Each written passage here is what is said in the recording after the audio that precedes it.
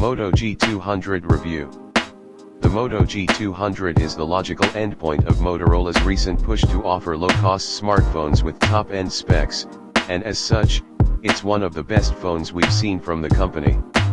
The Moto G series has always been characterized by affordable mobiles with competitive specs, but in the last 18 months the company made a more concerted effort to build smartphones that more closely rival premium mobiles like iPhones and Samsung Galaxy devices in terms of features and power. The Moto G200 is the most successful model yet in that spirit. Sitting at the top of the Moto G family, the G200 offers a giant good-looking screen, a powerful processor and a high-res main camera. To many, it'll feel similar to many other top-end flagships, except that it costs about half as much.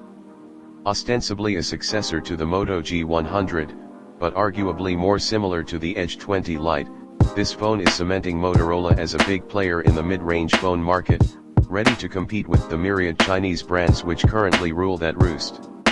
The big draw is the phone's speed. With the Snapdragon 888 Plus chipset, it's super snappy for gaming or any other top-end function. This power combines well with the high refresh rate display in that regard, which also makes navigating the phone feel smooth. The display is huge, though Motorola has never used the best-looking displays, as it generally opts for LCD over OLED.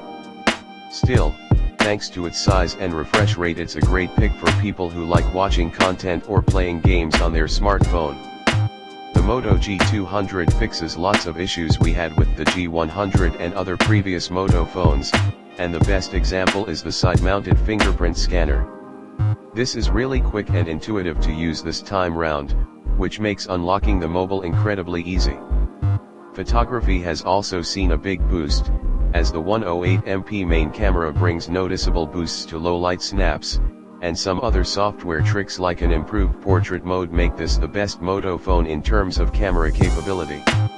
Despite some great improvements, we can't give the Moto G200 full marks, and it's largely for things that are common traits of Moto phones.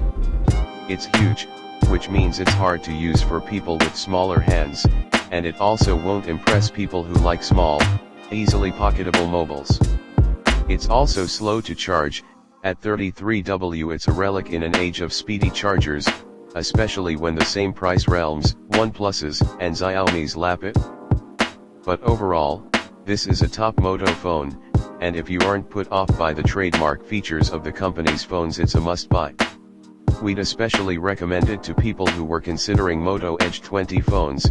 This mobile has all the features but a much lower price than most of them.